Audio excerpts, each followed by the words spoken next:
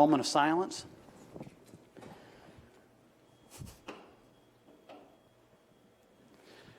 Thank you so much for coming to tonight's meeting. If you have a cell phone or other electronic device, please silence it at this time. I'm happy that you're with us today. The first item on our agenda, it relates to citizen concerns, or if there are any citizens who are concerned and would like to approach the board with those concerns, you can state your name and address and make those concerns known at this time. Hearing none, next item on the agenda, and just for the good of the audience, for their sake, Supervisor Ung is with us. Supervisor Ung, can you hear us? Yes, but you're cutting in and out between very loud and very soft. We will try to be cognizant to speak into our microphones. Can you hear us now? I can make out the words, yes. Okay, very good. So we are to item 4, which is approval of the agenda dated August 30th, 2016. Move it. There's a motion, I'll second. Is there discussion? Hearing none, all those in favor say aye. Aye. Aye. Those opposed say no, and the motion carries 5-0. Item 5 is approval of the minutes of the August 23rd, 2016 meetings. Move it. There's a motion, I'll second. Any discussion? Hearing none, all those in favor say aye. Aye. Those opposed say no, and the motion carries 5-0. Item 6 is discussion and approval of the claims. Move it. Second. Motion and a second. Discussion on the claims. Hearing none, all those in favor say aye. Aye. Aye. Those opposed say no, and the motion carries 5-0. Item 7 is a good news report, and Auditor Gill, we understand that you have an individual very important to our community whom you'd like to recognize. Yes, I would. And to start off, we're going to show the news report that appeared last week after the newspaper article appeared.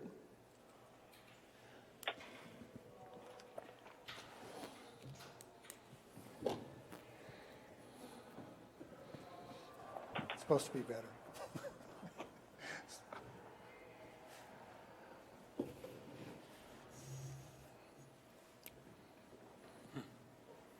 Maybe you could give us the verbal. It'll occur. They just showed it to me.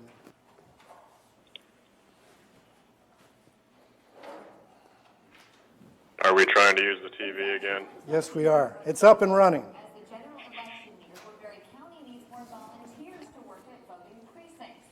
That's partly because those who are loyal volunteers are aging.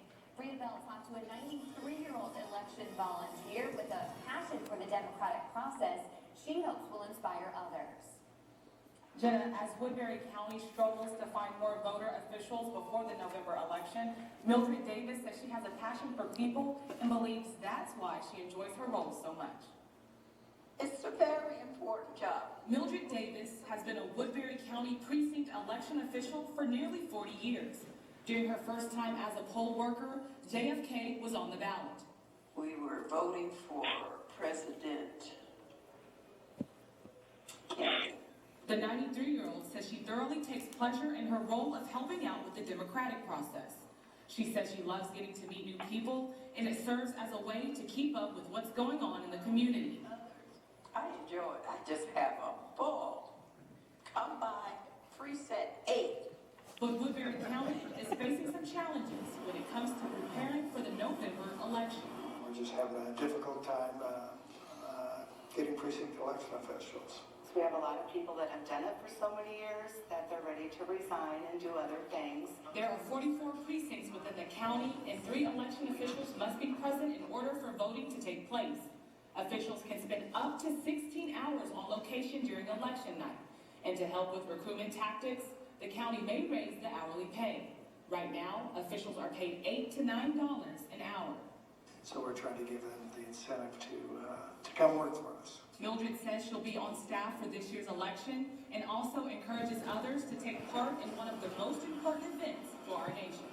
The next election, if God's willing, and I intend to be there, if you come and try the job one time, then you can say whether you like it or you don't. If you are interested in becoming a precinct election volunteer for Woodbury County, visit our website at SiouxLineMatters.com for more details. Live in studio, Bria Bell, ABC 9 News. Thank you for bearing with me to a new test run of the new improved video replay system.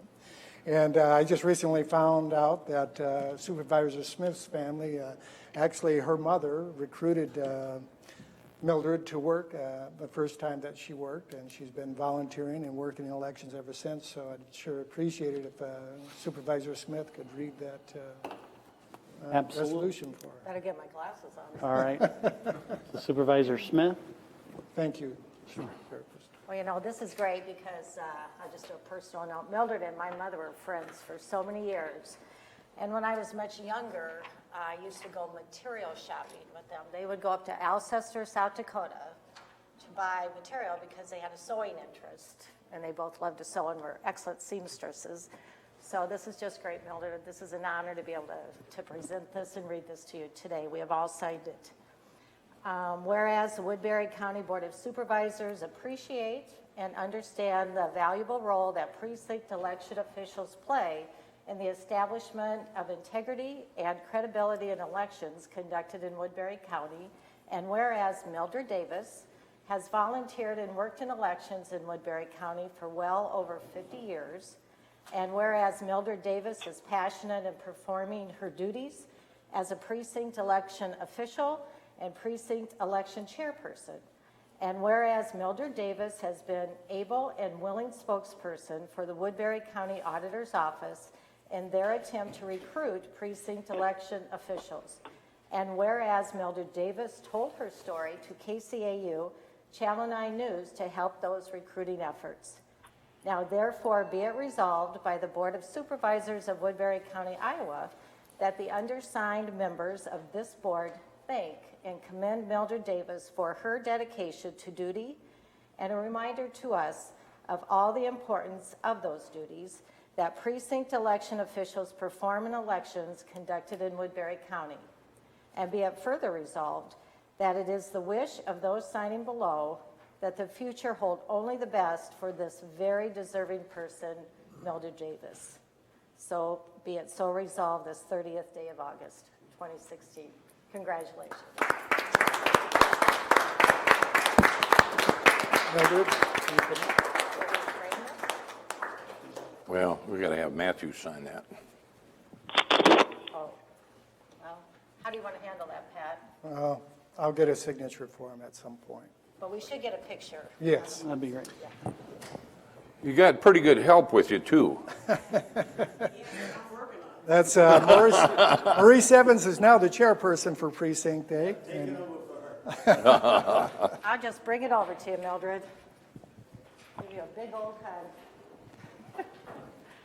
Thank you so much. Great to see you. Just great to see you, sweetheart.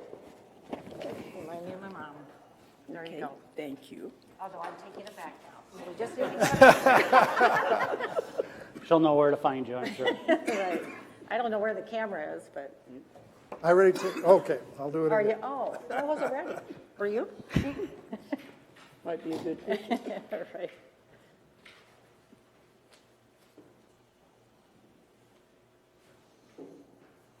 Got it? Okay. Thank you. All right, we'll get this. Thank you, Mildred. Okay, all right. I also want to thank Brett wrote an article in the paper, and Channel 9 did this story, but right after Brett's article appeared online, the mayor, the Sioux City mayor, called and volunteered to work in the next election. Very good. It's working. It works. Thank you, Mildred. Well, that's great. Thank you, Pat, for letting us know and be a part of that. Thank you for bearing with me. Sure. The other good news that I wanted to share tonight is there's a spreadsheet that you have, the Woodbury County tax rate ranking is more competitive. I do have to give you the caveat that FY 17 and 16 were turned around in this, and so you can see the tax rankings. In the first column, this is actually just verbatim from the 2050 Vision Plan, and part of that was that we have and being an area that has a large urban center and a lot of services, it had the second highest tax rate among 27 counties in a 100-mile radius. And you can see our rank has gone to 5th and to 4th as we try to remain competitive, both from an economic development standpoint as well as the impact to family budgets. So just note that on the original backup materials, these are correct, Dennis? Correct. Right, and so that's good news, and we'll keep those efforts going forward. Wait a minute. Dennis, would you be able to give us the tax rates for the other land classes as well, maybe next week? I'm just curious.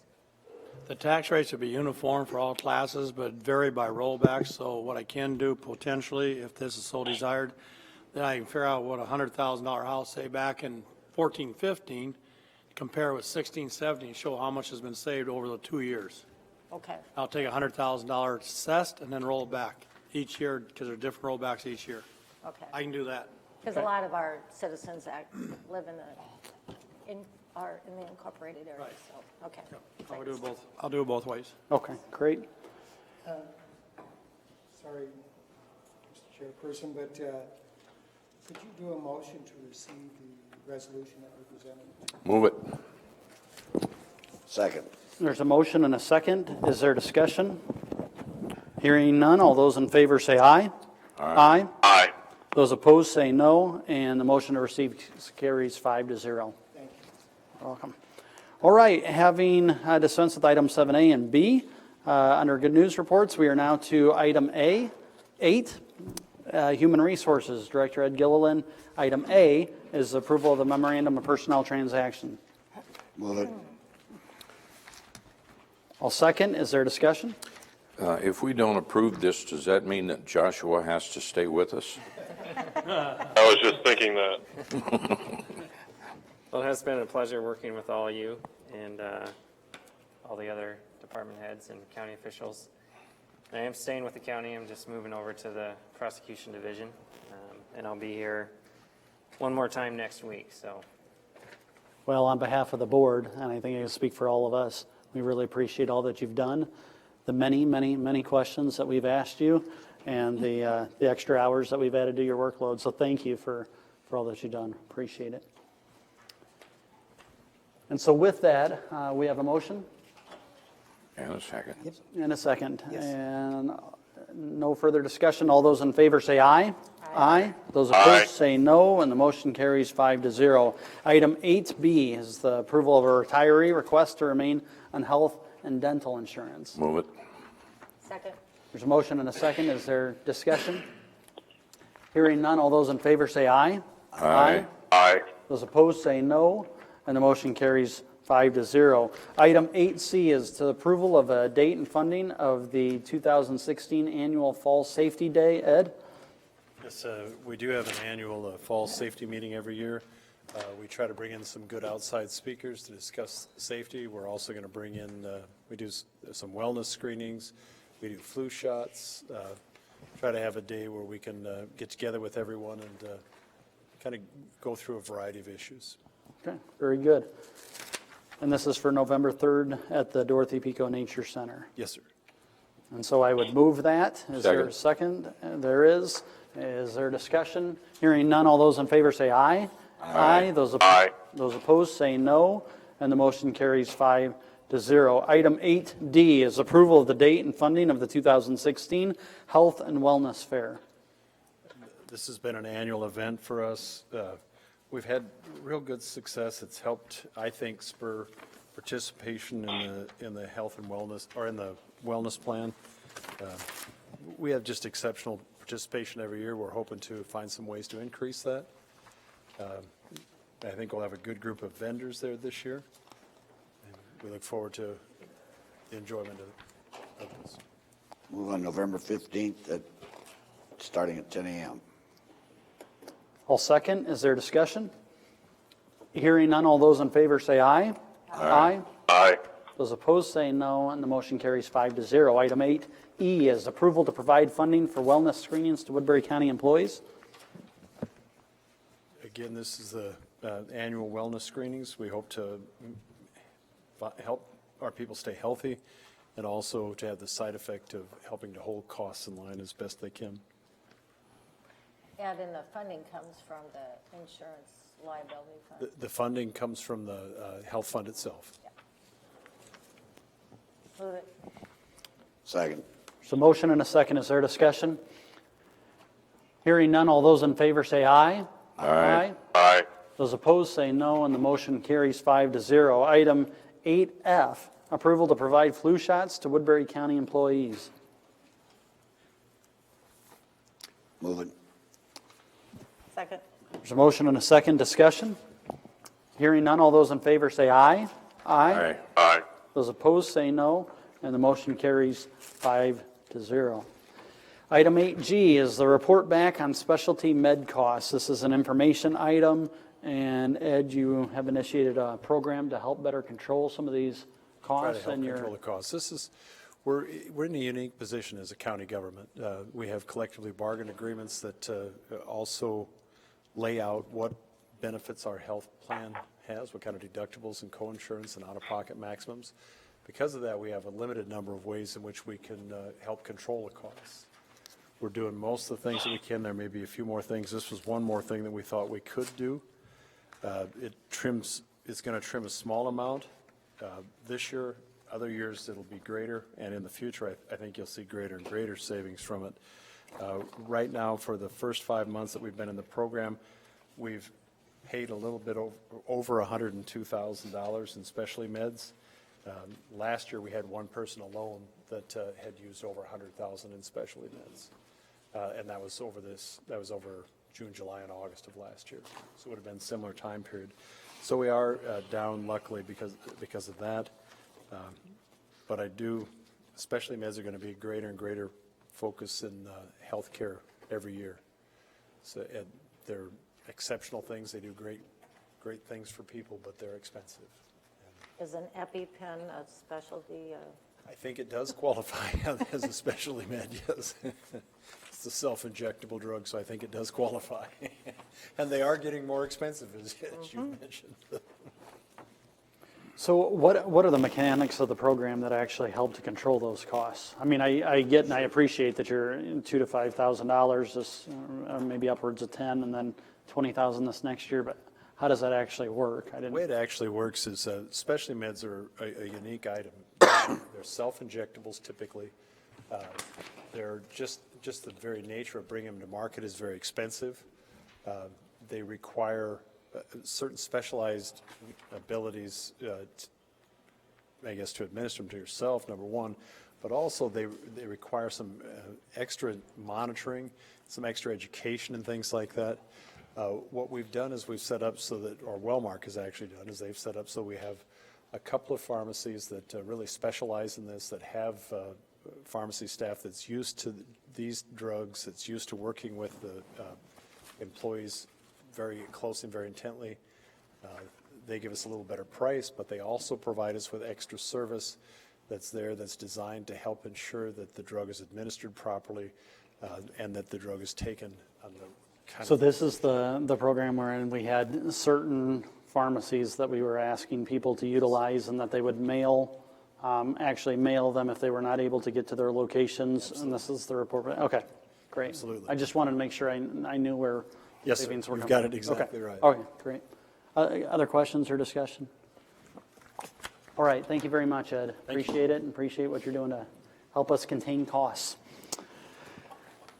Item 8G has been dispensed with. We're on to item 9, which is rural economic development with Director David Gleiser. This is approval of the United Way of Siouxland Employee Contribution Campaign. Evening, David. Supervisor Taylor, David Gleiser, Rural Economic Development Director. Just coming before you this evening to request support and some resources so that we can implement our annual employee contribution campaign for the United Way of Siouxland. As you're aware, annually county employees raise funds and make contributions to the United Way of Siouxland for their Community Impact Fund, which then supports education, income, and health initiatives for various nonprofit agencies and families throughout the Siouxland area. Last year, the board approved $700 and 2 days of pay time off for the employee contribution campaign, And last year, county employees themselves raised or donated $19,770 in contributions. So we're requesting the same budget and same ask for 2 days of paid time off.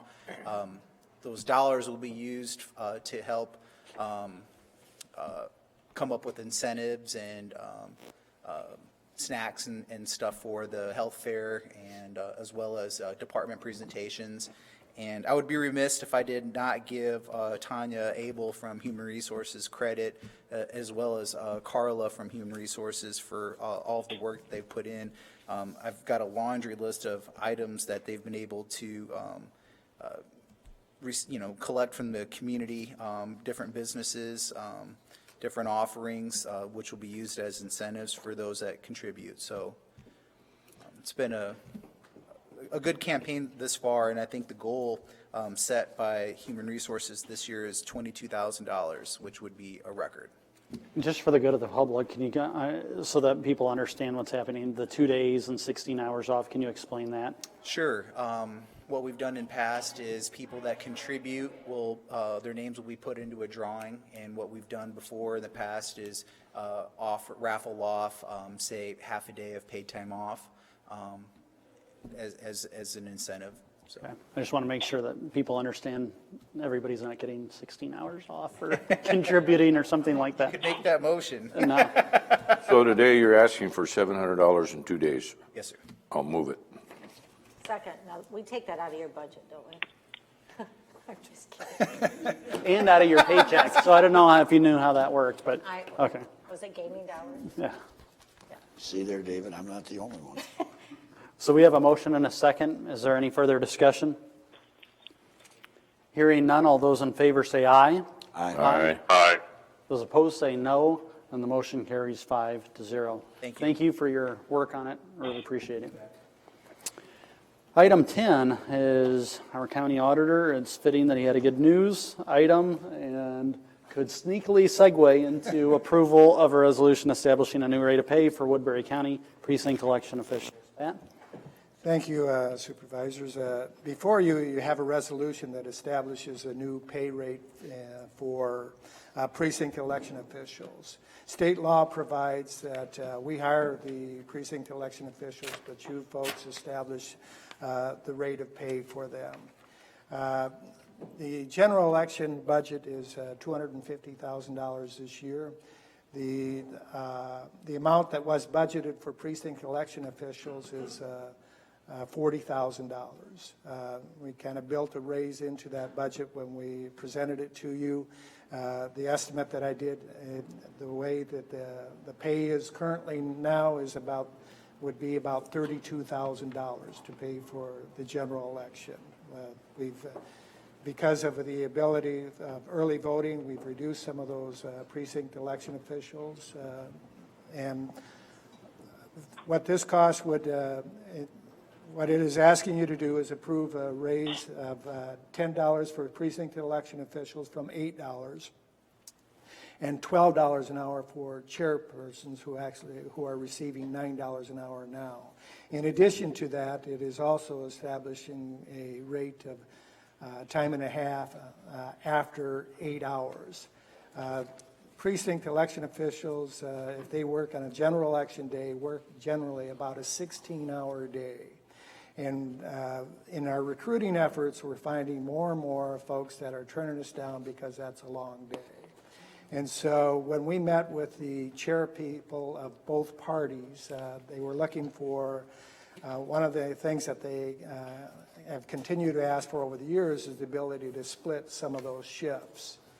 And so we don't want to do that because we would like to keep a majority of those folks there. And we were always concerned that if we started doing that, at times shift change, that some people wouldn't show up, and then you would be short. So in order to give them an incentive to work all day, that's why we're asking for the time and a half rate. And that's what the chair people agreed that would be a good way to do it in order to encourage folks to stay there all day, because we want to keep a majority in those, most of those precincts there all day long. The chairpersons are expected to work the complete day. And you're telling me that the chairpersons of the Democratic Party and Republican Party both agree? Yes. Well, then it's got to be a good idea if we can get that accomplished. Yes, state law requires us to go to the parties first, and then we actually call by their priority that they establish in their list. But it's been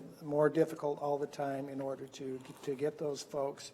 And after I presented it last week, like I said, just a little bit of generating just a little bit of publicity. We got some response, but this we hope will allow us to fill that in the future. In 2008 was the last time that a raise was given to the precinct election officials, and increasingly each election that we do, they ask for, they would like to see raise in pay. I would move the resolution. I would second, and I would say that it's being very reasonable. I think we're following a consistent trend. I noticed, Pat, that in your attached resolutions that you mentioned 2008 was the last time, and before that, 2000, apparently. So every 8 years seems to be a good recent history. I noticed that too, Supervisor Allen. That's him preemptively saying, don't come back to the board for another 8 years. But thank you for that. So, well, we have a motion, and Supervisor Ung seconded. Is there further discussion? All those in favor say aye. Aye. Aye. Those opposed say no, and the motion carries 5-0. Thank you. Thank you. I think election officials thank you too. Very good, and please thank them for us. Item 11, Building Services. Building Services Director Kenny Schmitz. Item A is the LEC and Trosper White Buildings Approval of Emergency Generators Contract. Kenny? Kenny Schmitz, Building Services. This item is an emergency generator contract for Law Enforcement Center. This also is for the Trosper Hoyt building. It backs up power for our detention facilities and also for some WCICC computer systems. It's a 5-year agreement. Previously, we were under contract. However, the contract had not been signed by the board. It's up for renewal, and so I bring it to you for signature and approval today. It's this about the same amount. It's slightly more since it's been 5 years since it was renewed, but yes, it's fairly comparable. Are we talking one generator? We're talking two. Two. And so the LEC comes to this building when needed? Yes, it's the WCIC feeds from this area feeds off of that. Okay, I'd move it. Second. There's a motion and a second for discussion. Supervisor Monson has a look in his eye. How old are these things? Good question, Mark. I would say they're the same age as the facilities. Might want to think about that on the next 5-year CIP. That's getting, although they don't run much. They don't run much. Hopefully they have received the care that they need. It is part of a detention code item whereby they are inspected to make sure that we are keeping them up in the event we need them. It's not a big deal until we need it. Absolutely. And it's a huge deal. And it's a real big deal. John Malloy will be down here. And a lot of that includes the testing and regular maintenance on them. It does, yes. All right, well, we have a motion and a second. Any other discussion on emergency generators? Hearing none, all those in favor say aye. Aye. Aye. Those opposed say no, and the motion carries 5-0. Item 11B is the LEC Facility Master Plan Long-Term Study. This is an information item, and we understand in the course of the LEC Expansion Committee and CMBA and Goldberg Group Architects talked about the potential of a longer facility study. And so in order to know exactly what that would look like, at one point in the LEC Expansion Committee said that sounds good, but let's put that on hold until we accomplish the mission at hand, which was to make a recommendation on expanding the LEC. That has now been done, and so we have an opportunity to hear what a further study may look like and how it may be advantageous to the county. And so this would be the first time that we're hearing about it. So with that, Kenny, you want to make correct. some introductions and so on? Correct. Cannon Moss Brigger and the Goldberg Group, as we were going through the LEC expansion and design and so forth, they, of course, were in other areas of the building, looking at power and mechanical systems and things like that. So they saw some other areas in the building that is currently outside of the scope of our LEC expansion project. And they thought that some of these areas could benefit from some change. And so I'm going to ask Larry Goldberg and Brian Crichton to come up to the podium and explain some specifics and details that they have. And just so for the good of the board to know, I've asked to keep a general presentation. I hope this was related to you, but Larry's shaking his head. Between 10 and 15 minutes. I'm sure something like this could be an hour, but we also understand that you folks have driven from some way. So with that, thank you very much for coming and talking to the board. And Shane? Shane Albrecht with the Baker Group. So one of the things that was happening, we had a box that we were working on up on the second floor when we were going to this. There was a lot of questions about space and stuff like that, and one of those things is our included expansion in the jail administration, moving from the second floor down to the first floor, and how to lay that out.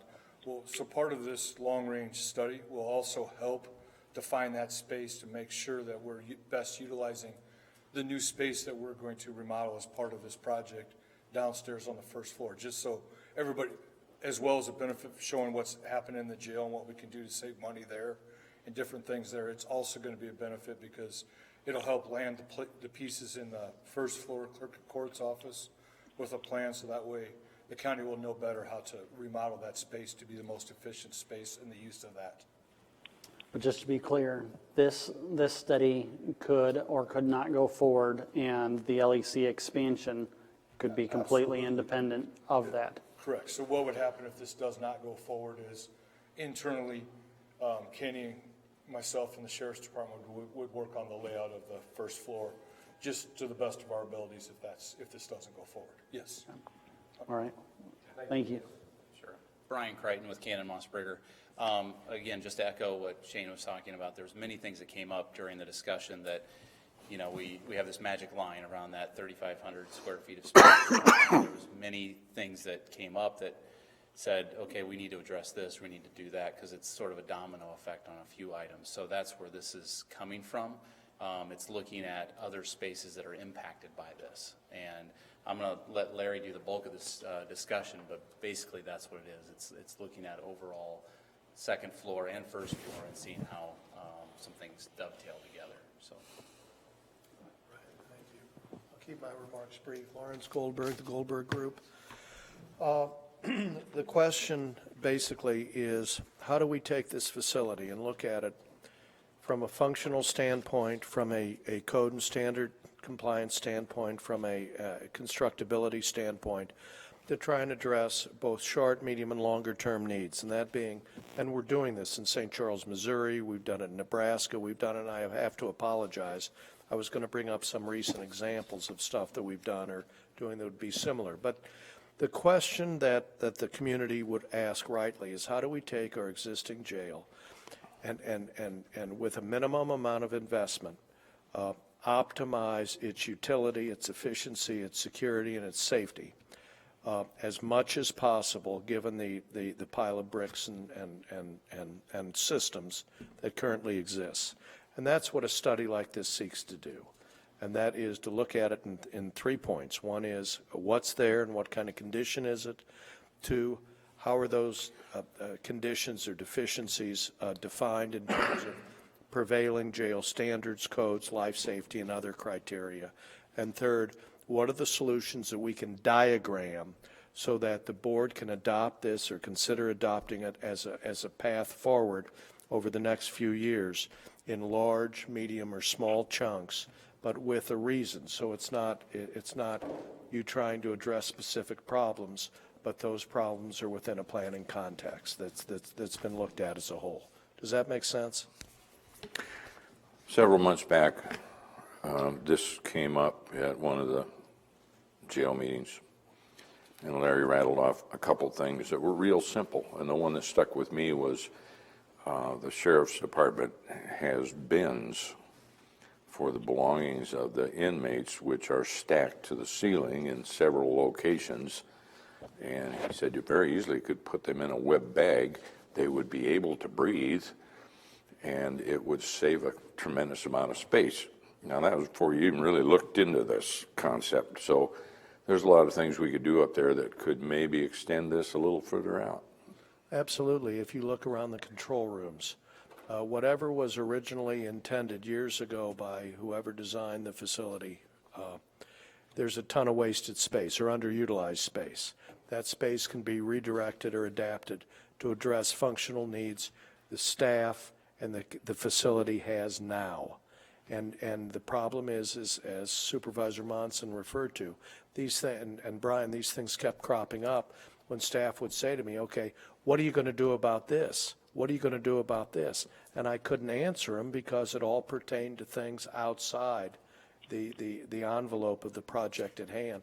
And I want to be able to provide the Board of Supervisors with a roadmap through this master planning device that you can use as a tool for planning priorities, expenditures, and operational protocols in the years to come. And that's what this is intended to best offer.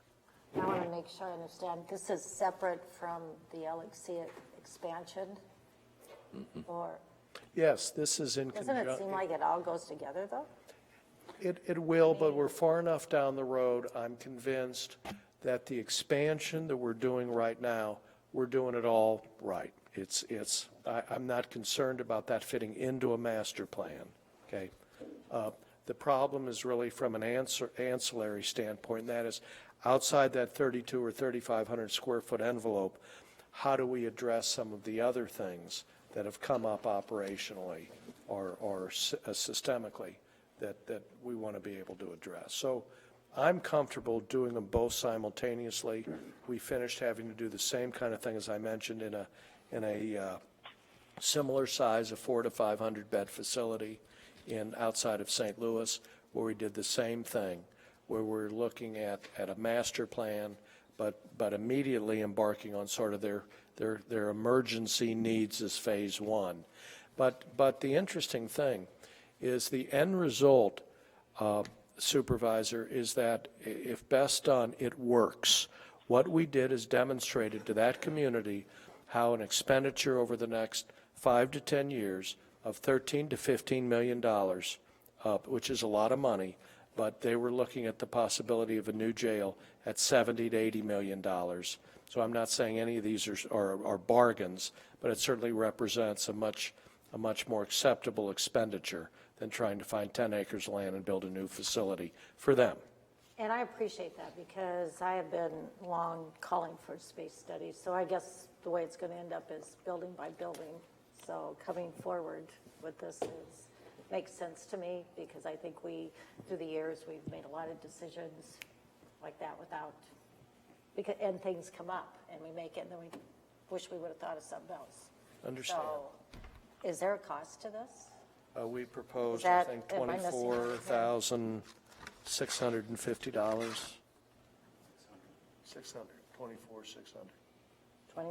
24,600.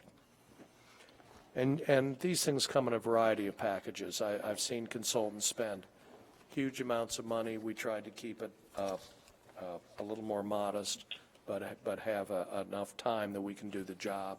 There's no doubt part of it is that we're going to be here working on this phase one at the same time, so we can kill a couple birds with one stone. So, well, it helps us. Is there Just a minute, Matthew. It lets us help the public know why we're spending money too, which is something they always demand of us, which they should demand, knowing why we're spending large amounts of money. So it's probably a good idea. well, if you look at the community, and I'll be quiet after. When somebody says, "Why are you doing this?" Why are you taking that 3,500 square feet of space and sticking 24 beds in it and some visitation? Why not at the other corner? Why not on the ground floor? Why not, and if you do that, then what does it mean in terms of the, and so forth. And this is the mechanism by which you can address it.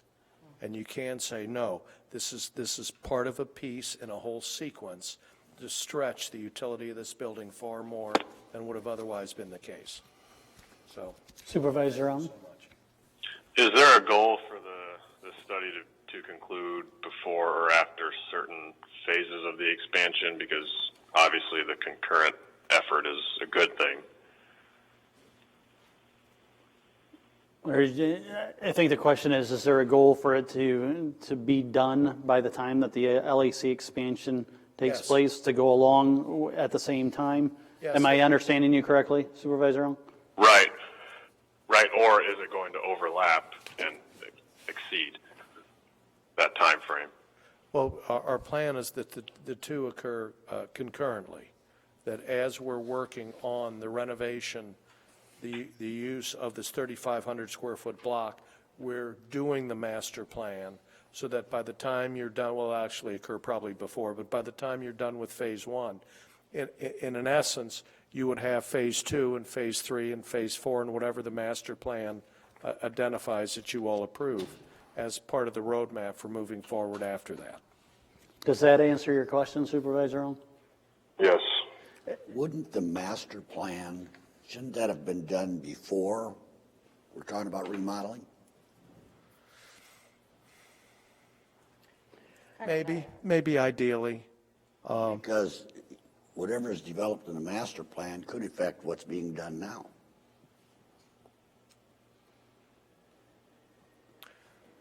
That was kind of my question too, because it seems like that should come before. We had let me just clarify, and you can jump in and correct any of this if I'm wrong. The LAC Expansion Committee was designing a very, very specific task, whether Prairie Hills going away could be repurposed within the existing space. When staff started to bring up, well, what about storage bins, 230 some storage bins for clothing that is completely separate? And we started to have discussions about that. And we said, wait a second. That's not what we're not looking at every single aspect and room and floor of the LAC at this point, nor have we hired a consultant to be able to make us more efficient in something that's completely unrelated to that. And so those are really two very separate things. I don't think this board could not go forward with this study and yet still have a very good plan for the LAC expansion, because a lot of this is cost efficiencies that you're seeing from other facilities and best practices, and not reconfiguring all sorts of spaces that would push us over some sort of bonding limit. Is that a fair statement? So maybe I'm not understanding. The plan is just to figure out how to be more efficient. It's not to rearrange any space then? I mean, The master plan goes through several steps. The first is to look at the whole facility and its condition, which would not have been included in a specific task of taking this corner and renovating it, okay, adaptively reusing it, okay.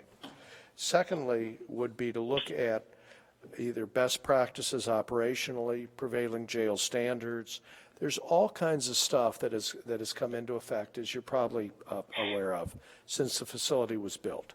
Everything from updated jail standards, life safety issues, obviously PREA, all kinds of things that have come into effect that all bear on any jail facility. Most of them are without grandfathering, so it doesn't matter what the date of your facility is. It's subject to that kind of standard, of that kind of compliance, okay? And the third is to come up with diagrams that are specific enough that we can put budgets on them, we can put prioritization on them, and in effect give you all a detailed but diagrammatic roadmap how best to move forward to get this facility as up to date and efficiently utilized as possible. Okay? Now, just like the example I've used, whether it was Buffalo County, Nebraska, or St. Charles, at the same time they had a desperate need. St. Charles, they had to do something about their medical unit. They had to do something about their control systems, which were failing, all right? So I did both of them so that they overlapped, so we could get going on those specific tasks, but doing a master plan at the same time, so that at the end of it, they had a roadmap forward. But we couldn't wait to do the task at hand. That was originally what we were hired to do. The money had been set aside, appropriated for that purpose, so we moved ahead with it, and in fact In a perfect world, would you have liked to have had the master plan prior to the emergency? Yes. Yeah, I would. Because so are we in an emergency situation with the LEC? Well, you said at the offset that you were very comfortable with that 3,500 square foot. I am. If you remember, originally, we came before you, having been tasked with finding a way to utilize the roof. It didn't work for a variety of reasons that you all could not have known, that we could not have known beforehand. So I'm convinced the chunk of space that we could best grab to provide the 20 to 25, 24 beds for females was where we're putting it. We're making that work, and that's a good solution for that space, okay?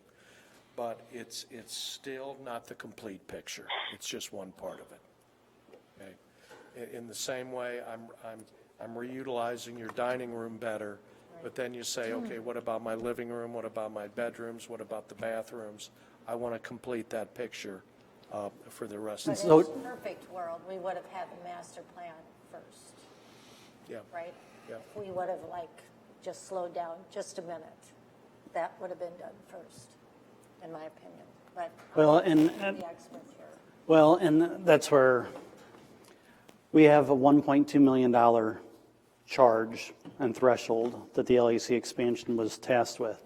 You're talking about what does this facility look like, if I'm understanding this correctly, because I want to make sure I am, in 5, 10, 20 years, perhaps.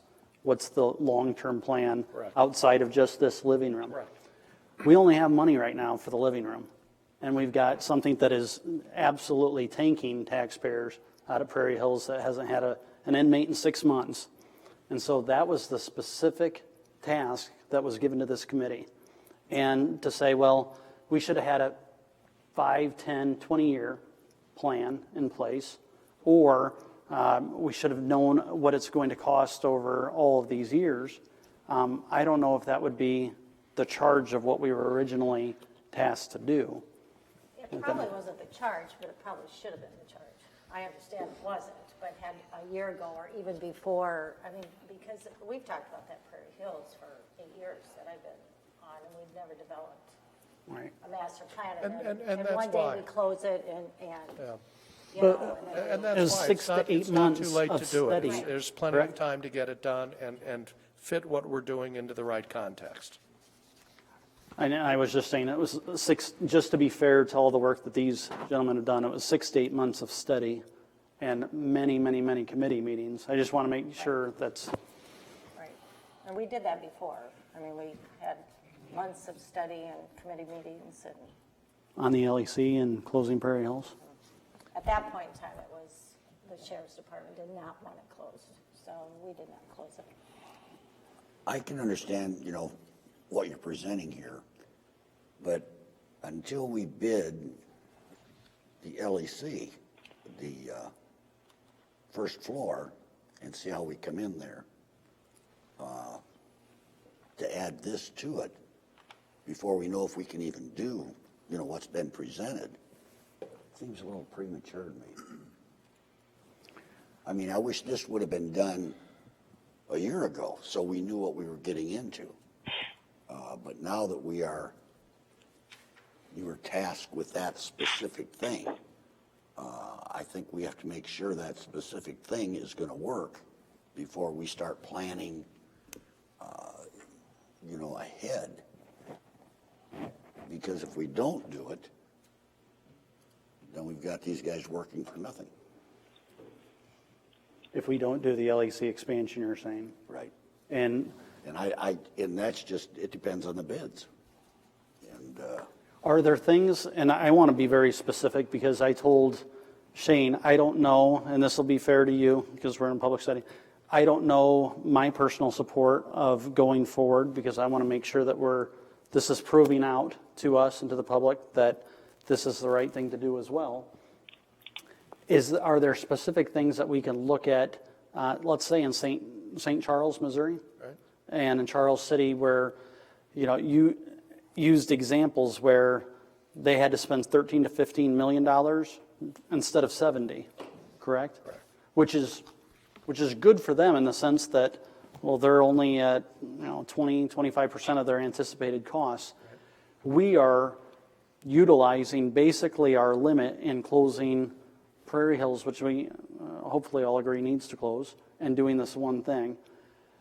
Are there ways that you can point to things that we can do within smaller items or within a budget that we would gain back the costs of this that aren't looking at something that would be over a bonding threshold? Does that question make sense?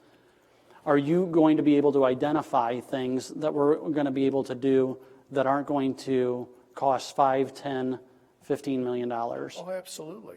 And what I'm trying to basically clear up is it sounds like there's the idea, unless we're going to go forward with the LAC expansion, that this would be a $24,600 waste because we wouldn't be able to see that there's a better way than having 234 bins that you have as an expert in jail construction. Does that question make sense? Yeah, I want to reassure the board in this regard. These are all big numbers, but in point of fact, there's a lot of stuff that we would look at that would be little to no cost, better utilization of existing rooms. There's stuff that operationally you need to be doing or aware of that the staff is not able to do now. For instance, compliance with PREA, the Prison Rape Elimination Act, may come down to changing cell doors so that we utilize film to ratchet down the incidence of a more sexually assaultive environment, to create a less sexually assaultive environment within the facility. These are things that the jurisdiction can consider doing. There may be a few thousand, maybe a few tens of thousands, and I'm not saying any of this is cheap, but I'm saying that's the order of magnitude. The changing from the bids to let's say Pacific Concept personal effects bags. They're anywhere from $3 to $15 a bag, okay? But they'll telescope the capacity of you to hold them much more efficiently than bins, and they'll breathe better. They won't have the mildew problem, okay? There's just lots and lots of stuff like that. But so everything that I'm going to look at through my eyes and into yours are not big, expensive things. There probably will be some bigger, more expensive things, whether it's HVAC or whether it's control security systems upgrades. But we'll be looking at from A to Z. But the point is what will happen is the master plan will eventually or ultimately give you a report on what that building is worth longer term. What kind of safer, more efficient utility can you expect from that facility for the community's investment? Okay. In Buffalo County, Nebraska, they were going to build a whole new government center, and we were retained to master plan it, and I said, don't. You've got a 1970s government building that's an absolute train wreck, single-loaded corridors, U-shaped deal, terrible use of site. And I said, let's see what we can do. And we created a four-phase, it collapsed into three phases, but a four-phase master plan for about the same fee, if memory serves. And what we showed was how to do a $27 million master plan, 204-bed jail. We did it in phases, so nobody had to stop working or operating. The bond issue was successful. The project was implemented over several years, and they're enjoying it today. Well, the comparison was to go get some land and spend a $40 to $50 million price tag on a whole new government center. Okay, We save that community millions of dollars by threading together pieces intelligently like I would propose here. Although this is a simpler single building proposition. But, and I'll show you that, and it's built. I can show you photos of it and so forth. Not to get so grandiose, Kenny and I had a meeting with ECI just the other day, and we were talking about. Can you speak in the microphone, Shane? So. Door control and stuff like that. Shane Albrecht Baker Group again. We were talking about door control and stuff with ECI, and they said one of the problems up at the jail, one of the things we'll look at, is all the PLCs and all the computer stuff is stuck within master control, causes extreme heat up in that space. It would be so much better off and not a very expensive thing to move that to a closet downstairs or to move that someplace else. I'm not saying that's what will happen in this long-range plan, but those are kind of things that you can do, whether we go forward with first floor or not. It's still the same problem that we've got equipment up there that's overheating and causing you an expense maintenance-wise, that you can lessen that by putting it downstairs and getting it out of there so that you're not putting a 100-degree piece of equipment in where you have two bodies that you're trying to cool as well. Mm-hmm. I mean, we can get it downstairs, get in a room with the proper amount of cooling, and it'll last rather than burning out. See, Shane, we just did that. Right. I'd defer to Major Wick if that problem exists now or not. It was supposed to be addressed in the latest remodeling. I don't know whether it was addressed or not. I wasn't here, but I can tell you we have a problem. I mean, this meeting was just, this meeting was just on Monday, Larry. I mean, I wasn't here before, I apologize, but this meeting was just on Monday with ECI. No, but what I'm saying is, then you're telling us we hired the wrong people 2 years ago. The wrong architect, the whole 9 yards. And I'm not even telling you Larry's gonna say he needs to do something, but those are some of the things that will be looked at, and I'm sorry that maybe that's the case. I'm not telling you anything, I'm just saying that's something that we just saw talking to ECI on Monday, is we've got an issue there, and that they need to get those PLCs down out of there, so that's. I can't say whether it was like that 3 years ago, if it was redone 3 years ago. All I can say is currently we have, you've probably seen in stores, you can buy an in-space air conditioner. It's comparable to like a window air. Discussed during the meetings. Mr. Monson was on that committee as well as I was. I don't think, I think there's some interest here in undoing what's been done. We can't undo what was done. I think the 3,500 square foot is well done. I think the committee, and there was a lot of work, and the Sheriff's Department came a long way with that. I'm looking at this master plan study is what can we do to make this live longer? Because we're not going to build a $70 to $100 million new jail. It'll never fly. The whole mood of the country has to change before we'll ever get that to float. I think we move ahead. There's a lot of things we can do within the space outside that 3,500 square foot and make it more usable. That thing was designed in the 70s. I'll give you a specific example. We had to modify the design of the current layout of that 3,500 square feet of space. In the corner of it that we had put visitation in. And the reason is we had this balancing act where they needed more visiting, but they couldn't give up that one holding cell right at the end of that holding cell pod corridor, okay? So what we did is first we're going to tear it down, then rebuild it in a different shape. Then we're going to do a couple things, but the point is what we finally ended up doing is redesigning that whole corner to just leave it, okay? Well, what emerged is that the facility doesn't have nearly the holding cell capacity that it needs, which incidentally is an issue for almost every facility we walk into because of mental health, because of all kinds of intake-related protocols that can't be accommodated, that didn't exist or weren't recognized 10 years or 15 or 20 years ago. They are now. They didn't classify these That's people right. 15, 20 years ago. They put them in a cell. And you didn't have 4 out of 10 detainees with certifiable mental illness or cognitive dysfunction that adversely affect their behavior, okay?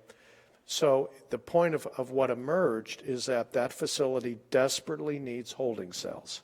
Now, I can't begin to answer or address the statement I just made.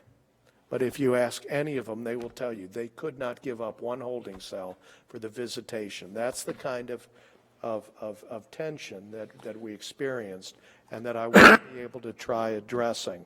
I can't tell you how successfully, but I know if we're looking at the facility as a whole and we can attack some of the spaces that are underutilized and try and capture those and redirect their use for one function or another, it has to end up being a much improved facility potentially for you all to follow. And so when you say, it's $24,600 worth of fees, to me it's cheap at the cost, and I'm not scoffing at any amount of public money, but this is, one lawsuit that we avoid, one treatment modality that's enhanced, just all the kinds of things that are in a complex set of functions like that, we can assist. It will have been worth the investment. I hope you'll look at it. And I don't think any of the things that I'm thinking of are immediate. I'm thinking this is a good basis for our CIP over the next 5, 6, 8 years. Start picking off those little items that are fixable. That's right. Well, it would give a roadmap for when we are not sitting in these chairs anymore and someone new is, and maybe down the road, sort of have to start all over again, because that's kind of what happens. You get one set of elected officials in, and then you get the next set in, and they redo what the last set did. And, okay, this at least would be. Here's a basic rub. In St. Charles, it's too small. They need more beds. Well, we found gymnasium space that was underutilized. We could recapture it with modular cells by doing some structural work, not dissimilar to what Brian and we are doing there, okay? The end result, we have added within the existing building envelope almost 100 beds. Now, that's not this phase. It's coming, but now they know where to do it. Now they know how to do it. Now we've got it planned. The square footage is allocated. And so we found a space for 100 beds. So is it fair to call this like a short, medium, and long-term plan? There are some short, low-hanging fruit things that we could do immediately that would be in the thousands of dollars or and then there's a medium in 3 to 5 years. This might be another thing. And then as Supervisor Smith alludes to, 10 years from now or 15 years from now, hopefully none of us are here, then someone can take that and say, here's the roadmap going forward based on what they'd studied in the past. Exactly. Is that a fair characterization? That's well. Now, the other problem I've heard over the last umpteen years is you build the jail bigger, it's going to be full. We could double the size over there, it's going to be full. Larry, I was just thinking if the bids come in too high, we may really need this master plan study to go to Plan B. If it's happening. I don't have a problem with the master plan at all. I just think things have been done backwards here. And it just, it should have been done first. Well, we should have done it even 5 years ago. I can say I should have thought of it.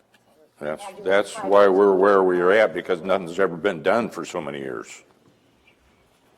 Well, so thank goodness you're here today. my suggestion, I wish I'd come along 5 years ago. And I want you to know, Buffalo County, Nebraska, all those years ago, I did with him, with his firm, their Grand Island office, and we worked together for almost 6 years on it. And we're glad you're here now, because if we can get Prairie Hills down and we can do this, and then we can look at some short, medium, and long-term plans, we'll be. What do you know about terracotta? Well, speaking of terracotta, thank you very much for the presentation. Anything that you wanted to add in closing, Brian? Thank you. Okay, thank you.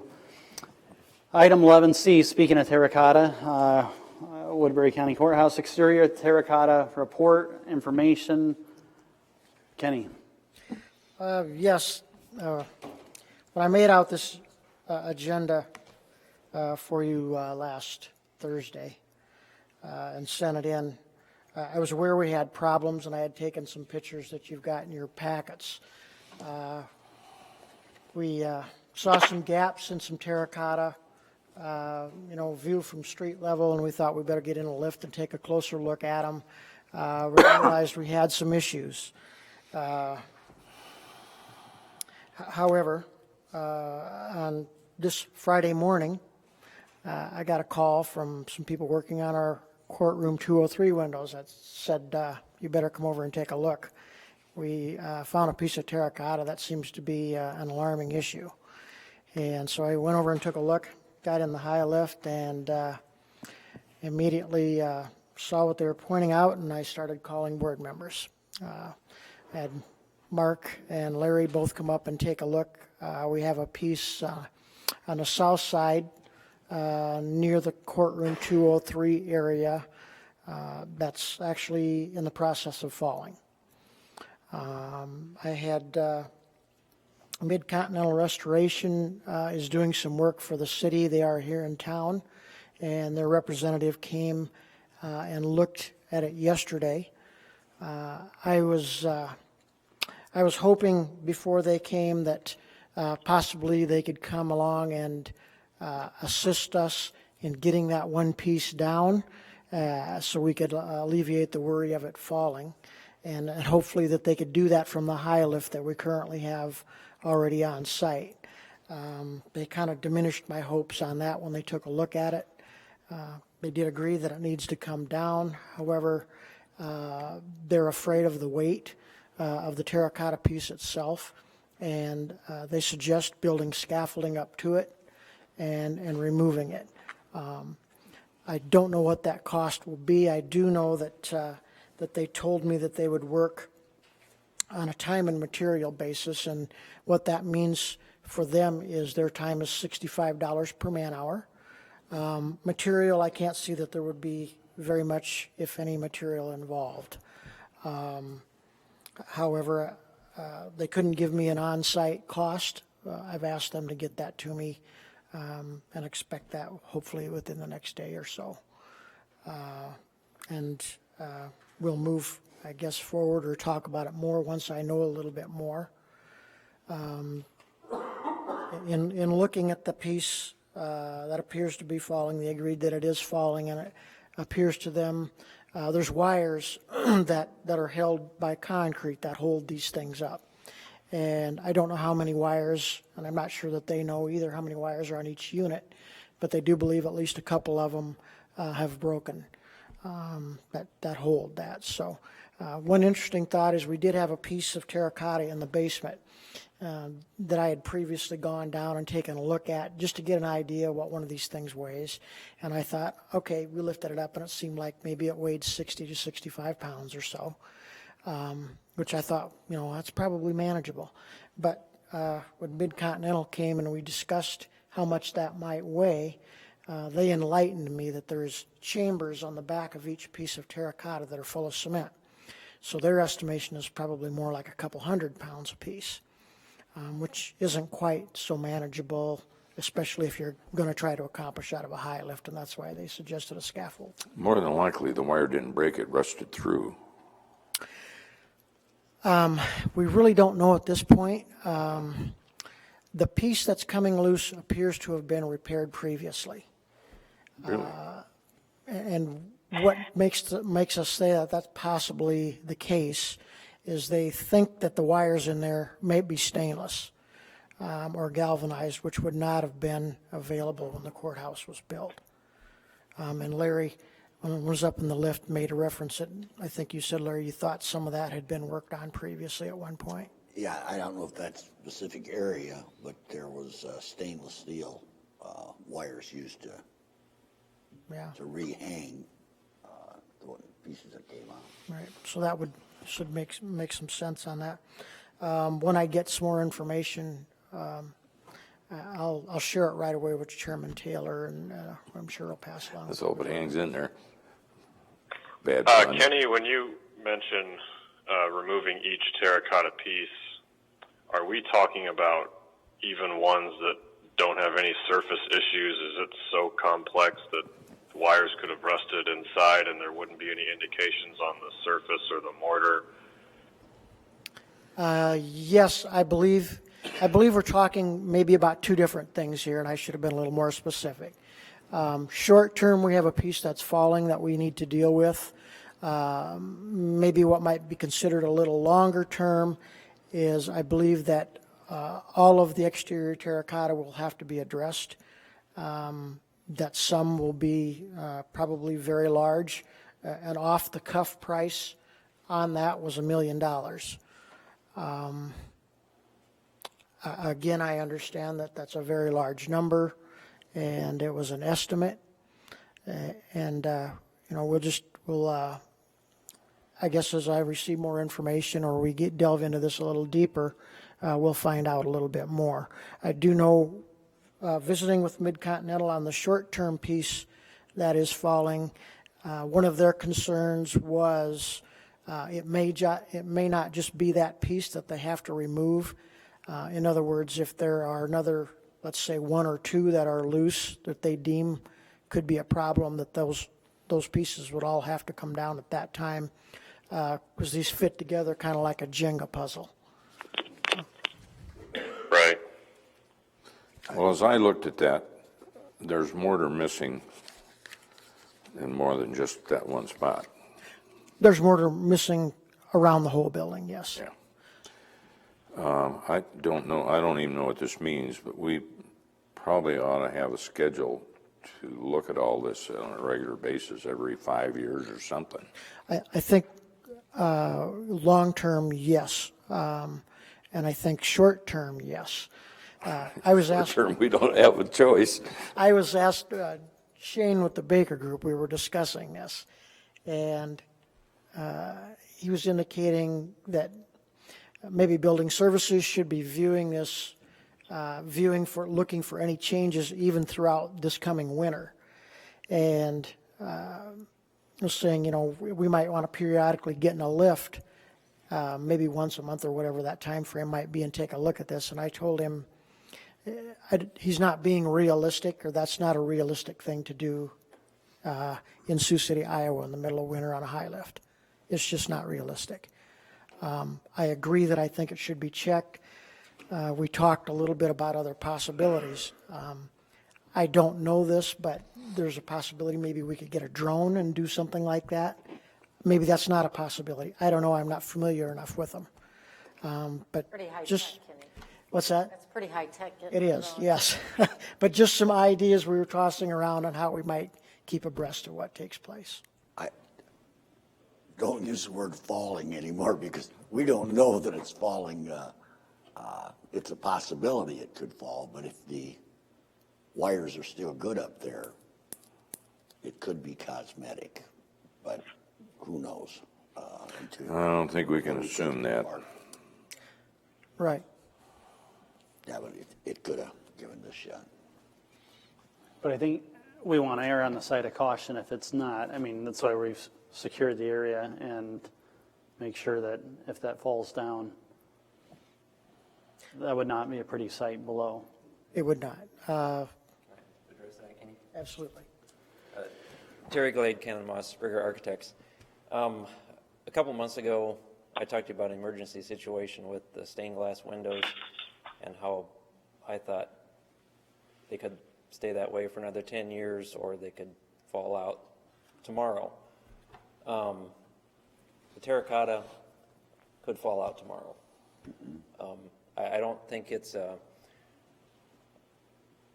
looking at it both from a structural standpoint and architectural and the way that those pieces are supported. And just for those of you that weren't up in the lift, these are horizontal pieces. There's big overhangs that stick out over the courtroom windows, and so these are pieces that are hanging on the underside. It will fall. It's just a matter of when. Right.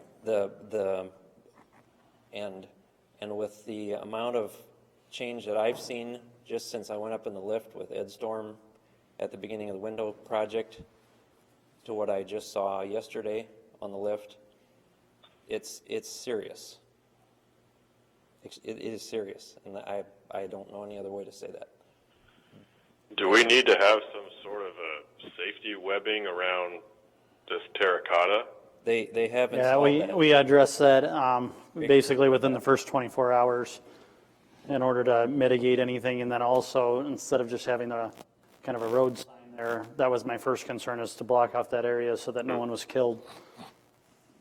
Well, we have Always experience a in the good step courtroom. to take. Yeah. So I think with the restoration people that have been here, they indicated that they have people in their, was it the Omaha office? Or Kansas City office, I'm sorry, that have experience with terracotta. We want to get their recommendations quickly as far as what's the best way to handle this, and we would anticipate coming back to the board as quickly as possible with suggestions and recommendations on how to deal with this. If it falls, we then have two problems. We no longer have the terracotta. Right. Exactly. Well, we appreciate your work on this, and we'll look forward to hearing more. And Shane, did you have anything that you wanted to add as your? The concerning thing that Craig said was, if one of those pieces falls or they break it, taking it down, it's 8 months to get another piece of terracotta made to get it back in place. And you have to start from the outside and come in. So it's not like one piece is going to be out. I mean, it'll be a bunch of pieces out because you have to build it from the outside back in to tie all the wires back up. So that just being said, I mean, if the piece hits the ground, I mean, it's... Well, hearing a lot of this makes me depressed, but I think that there's some good news in this, and that's that nothing's fallen. Nothing's fallen. That we're, you know, you never want to find this out, but that we're mitigating the problem, that you're on top of it. So I think that let's all look at the silver lining. I think you're correct, Jeremy. I don't want to stand up here and being doom and gloom. The glowing thing is that we've found the problem and now we can address it. So. All right. Well, thanks for everyone's work on that. Now, the good news is the elevators work really well, and the front of the LEC is just about done.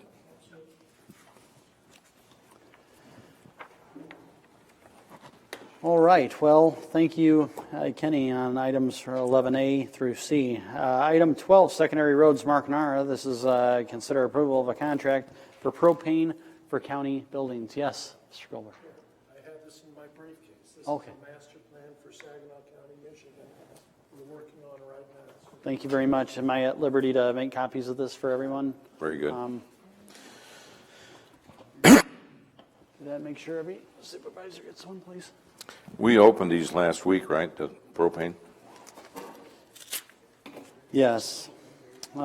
So this is to consider approval of the contract. This is asking for a motion that the board approves the contract for propane supply to county departments at the bid rate of 62 cents per gallon.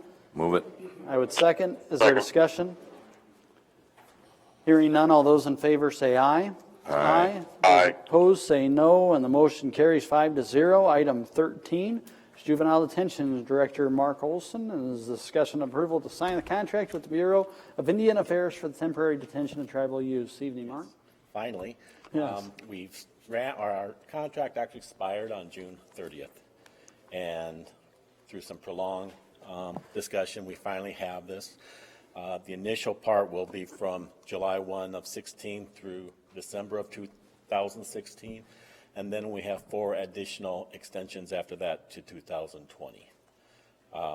As soon as if you approve it and the board chairman signs it, I can get it back to Anita Brewer from the BIA, and the contract has already been awarded to us. They just need the chairman's signature on it, and I have talked to Joshua on a couple occasions on this contract. We corrected the areas that he requested, and basically the contract you have is the exact one that we had prior to the 2011 contract. I know the answer to this, but I'm going to ask it anyway. Could you have started in January to get it done by June? I didn't know about it until June. They called me and said, Mark, your contract's expired. It was their contract specialist who screwed up, to be honest with you. Move the chairman be authorized to sign. Second. I do have one question, Mark. Is there a procedure for renegotiating the rate or looking at the rate again somewhere? The rate is, if signed on this, the rate's $150 through 2020. And I would tell you that we are the highest rate in this area. And, but they thought we do such a good job and provide so many good programs that they have agreed to pay the $150 per day. And we've had that rate since 2014, correct? Right on November 20th of 2014, the rate went up from $100 per day that was negotiated in 2011 to $150 per day. And did you ask them about the possibility of that? Because that was one thing I did raise, but I didn't hear back from you on as far as if they were open to something in the contract to reopen that rate at some later point in the contract. No, this would be the rate that they would agree to. Joshua, and is your concern out of the county being able to negotiate that rate in order to be more favorable to the county or to something other? Yeah, I mean, if the cost, and I think that was concern is why we went from $100 to $150, we were able to do that under the last contract because we had a provision in there that allowed for a renegotiation of the rate. And so where I was coming from was, you know, if it was in the last contract, we would get it in this contract as well. It wouldn't be an automatic increase, but it would be something where we could at least open that I guess discussion. I would be feeling pretty comfortable telling the board here that's we could request it. It's not going to happen. Like I said, we're already at 150. Everyone around us is $100 to $125 a day, and we had to explain why our rate was higher, and they had to investigate it. And like I said, because we do what they consider a very good job, they agreed to the $150. What's Cherokee get? I believe they get $100 a day. Madison? Madison, I don't know if they have one with the BIA. What do they get, though? They charge Dakota County, or they charge Nebraska. I believe they charge like $200 per day. But that's for Nebraska residents, not the Native Americans. So your answer to them is you're paying for quality? Yes, that's exactly it. Okay. We have We're happy we have the quality one. we have a motion and a second. Any further discussion? Hearing none, all those in favor say aye. Aye. Those opposed say no, and the motion carries 5-0. This is signed. If that's signed, if I can get your signature page, Chairman, I'll go take care of it. Thank you, sir. Thank you. And Pat, you're going to need this back, right? All I need is a copy of the signature page. Okay. And then I'll send it on, and I'll bring this to you tomorrow. Is that okay? Great. Thank you. Okay, item 14, Chairman's Report. Item A, contract negotiation pre-meeting, September 13th, CWA Corrections. This is just to put everyone on the board on notice that I anticipate that we'll have a meeting before our normally scheduled supervisors meeting in order to start taking up that negotiation. And so any questions there? You mean we're going to have a board meeting prior to that? We'll have a pre-meeting prior to the board meeting With council. So this would be with the class law, I'm sorry, I should have been more detailed. This would be with a class law firm in order to set the table for negotiations and with Tony Lamb. Okay. Normally, you'd have a closed session to see where the board's at as far as what they want in the contract. According to council, you don't need to have a closed session. I mean, we'll have, it doesn't fall under closed session. Pat, you can correct me if I'm wrong. Board members are present. Right, that's. It's not under chapter. Yeah. So, It's a standard procedure that you folks have been following. Right, you don't have to post it pursuant to one of the exceptions because under Chapter 20, the negotiations are not a public meeting. So we've put it on the agenda in the past that this is happening, but it's not a public meeting because of the Chapter 20. Right. No, what I was getting at was it will be a board meeting. right. And I was confused. I thought you meant a board meeting, but you and I are on the same page. Okay. We'll have a meeting of all of us, but it will be noticed. I think we all understand. And they have, done it both ways, where if you put it on the agenda, then I have to record the proceedings. If you don't put it on the agenda under Chapter 20, you don't have to list it on the agenda, and then the board all gets together. Very good. Okay. All right, item B, Lean in 17 initiative and budgeting process. Looking as Dennis starts to look toward department heads and elected officials for setting a budget for the future to have a similar process as we go forward this next year. Dennis, do you want to give us an update on when budgets are due and what you're looking at as far as operating, improvement, and CIP budgets? Okay, our CIP and our improvement budgets will probably be sent out this week. We're going to give them a month till October 1st to complete those. A month should be long enough. October 1st, we're going to send out the operational budgets, which we expect back by November 1st. That gives me a month to put it together, talk to the individual departments about what they've submitted, if I see any glaring out, or if they change their mind since then. And then by hopefully the first part of December, we'll have somewhat of a book put together on all three items to present to you. And what I'd like to see, and this would be an initiative, I understand the board may have done something like this in the past where there was a cut, but we have the contract negotiation that was mentioned, the increase in health insurance and mandated employee costs plus jail medical, all looming large, is to ask for department heads and elected officials to look at operating budgets and see where there may be 2 to 4% of operating costs that may be able to be shaved or cut from those budgets, and to report back on what that might look like. And so that's an idea. And I thought Dennis's nickname, Lean in 17, was a really good idea. So I appreciate that. No, I'm just making that up, and I'm pinning it on Dennis as he smiles. So that's the idea. So we'll look forward to the accolades on that. So any questions on that? So you're going to ask the budget or the department heads to cut their budgets? Ask them to look at 2 to 4% of their operating budgets of ways that they could trim it. Not a mandate, not an across-the-board check Culver cut or anything like that. This would just be, are there ways that within that operating budget that you could identify 2 to 4%? So will they submit a budget that they want to submit and then submit the budget you want them to submit, basically? They're one and the same. Well, will there just be one, or will they? What I'd like to see is if there's one budget, but there's an identification of that. And may be possible, may not be. But I think it's a healthy practice for everyone to engage in to see if that exists. And if they cannot do that? I mean, if they don't feel that, is that a mandate that you're going to, is that a mandate? It's a mandate that everyone look for those ways to identify that 2 to 4%.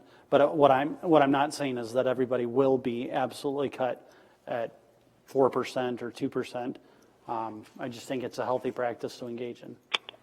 Will that then be shared with all the board members, or that'll be just something you look at? I think it would be shared with everyone. Budget? Okay. I would anticipate that I wouldn't be the holder of that. Like last year. Yes. But last year there wasn't a cut, was there? Well, but They everything just submitted the everything last came to couple the years. board. Yeah, they just submitted what they thought was appropriate, I think. Several years we had a freeze. I don't think we've ever had a cut yet. I think that there was a time where there was a 2%. Since I've been here, maybe. I'm trying to think. 2% cut. I believe that I hate to use Jean's name when she's not here, but I thought that Jean may have alluded to that. There were several years that we cut, especially after 2008. So it's somewhere between the hard 2% for everyone, and could you please just look? Our family does it. Do we need to have this? It's probably good for the company. Well, absolutely. Okay. Item C, projecting presentations and video issues. Andy, who I want to credit from WCICC, and KES, Brian's KES, and Kenny was, I think, a part of this. They've rectified, they tested, they found a bad dongle. That is a word. A dongle. I promised I wouldn't use it in a public meeting, but that's the term for this sort of cable that was bad, and that has been rectified and was a source of the problem. So that's great. Can we re-show that video? No, we can't. But I'm very grateful that that dongle didn't work. Item D, Rural Economic Development and LAC committees in the future. Just so you know, my plan is that these sunset at the end of the year, which takes authorization of the board for any of these special committees anyway. And David Gleiser's been working on kind of a capstone document for that Economic Development Committee. And then the LAC committee, as we established tonight, they've kind of run their useful course. These folks will still be meeting, some of them, but not necessarily with Supervisor Monson or myself or the Taxpayers Research Conference. They're going to work and their design and so on. Any questions, sir?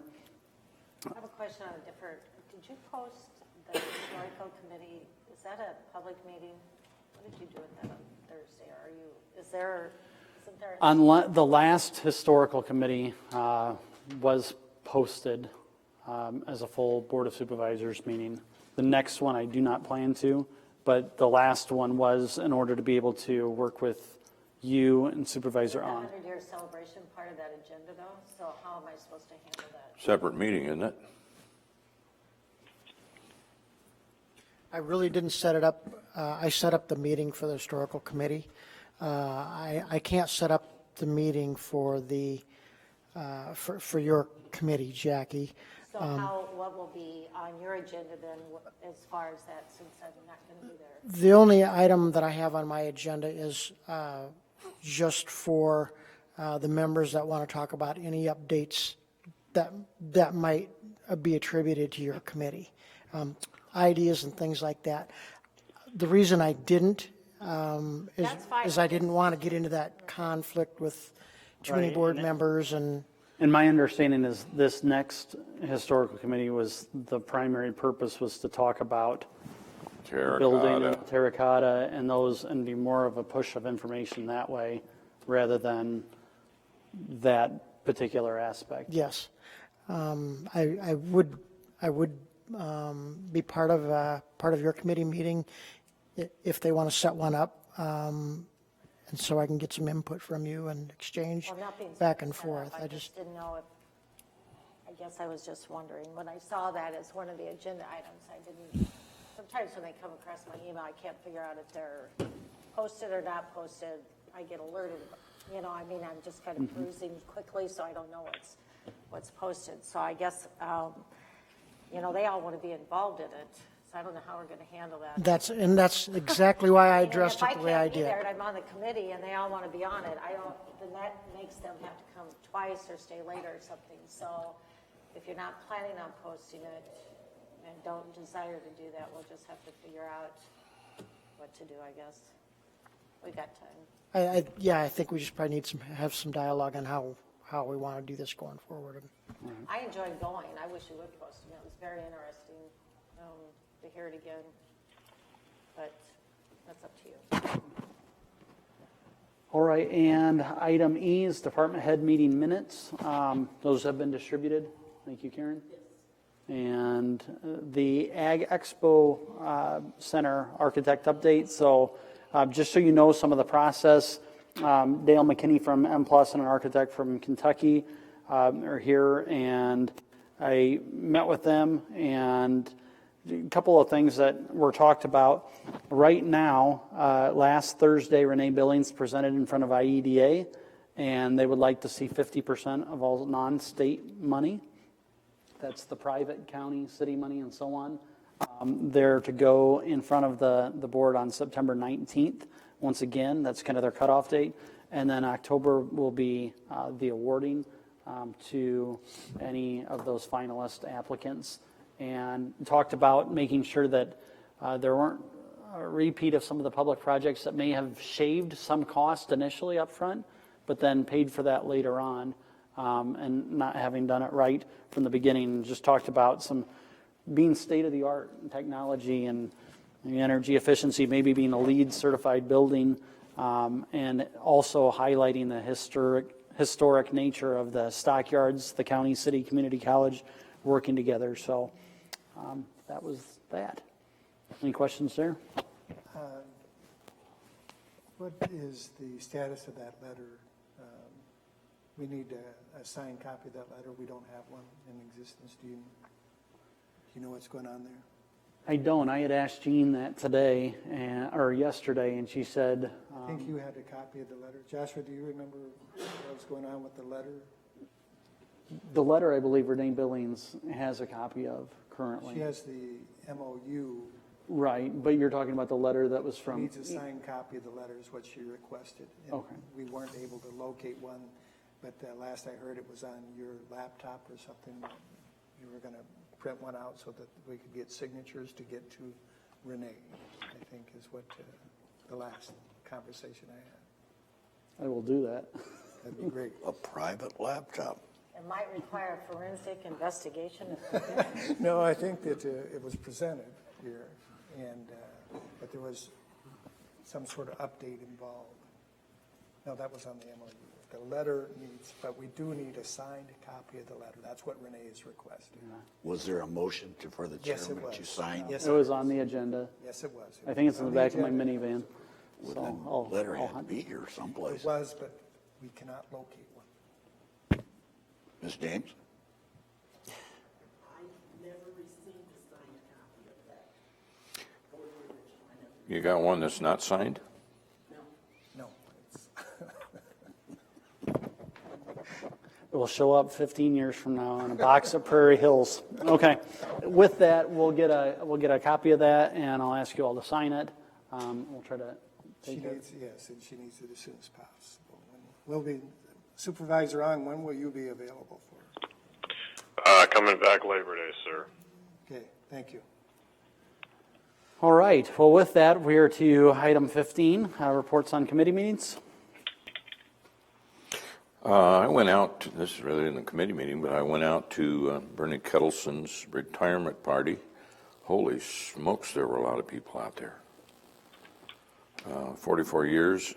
I asked him if he was going to write his memoirs of all the things he saw in the park, and he said, "Oh, could I?" Good. Other committee meetings? I keep getting calls from the Lusk Hills Alliance and Lusk Hills Scenic Highway.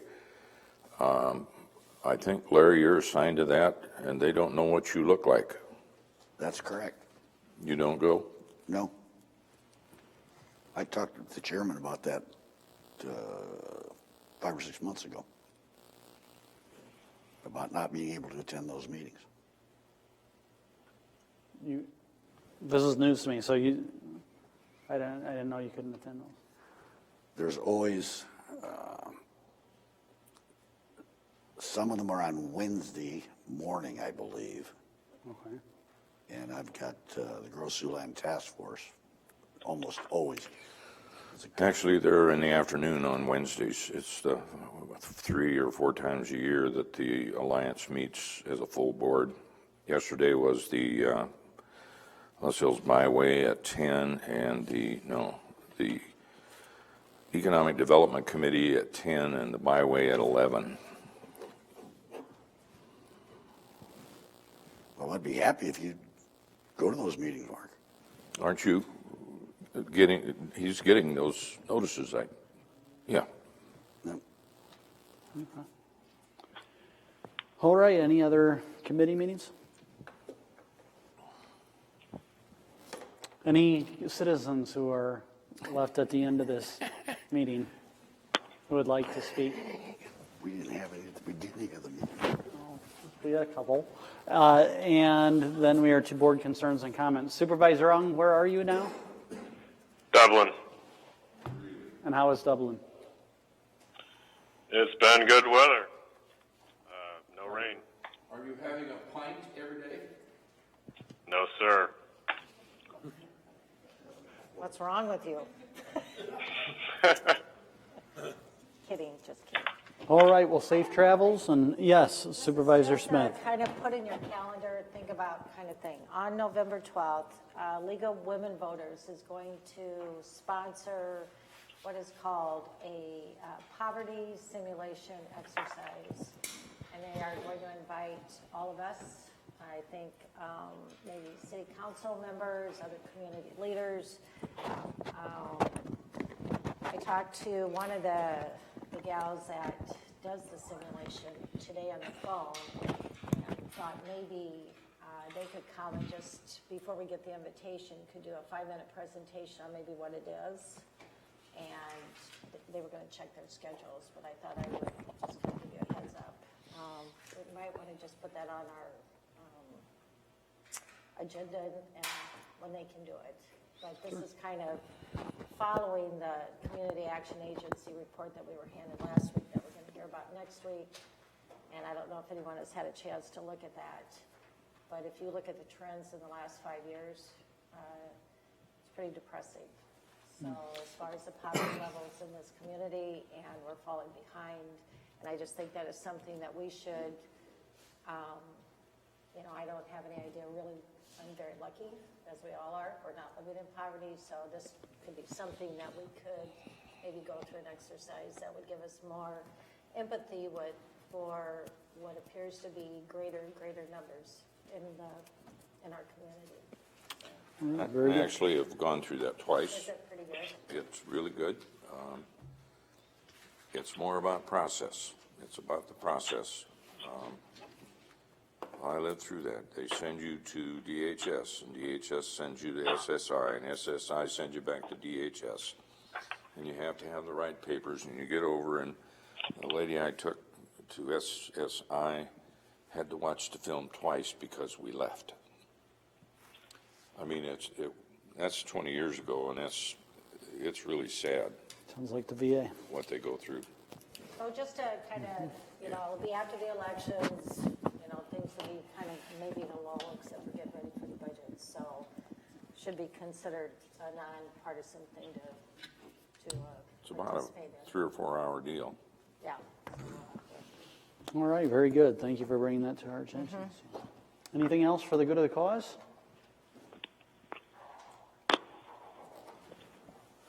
Let's adjourn.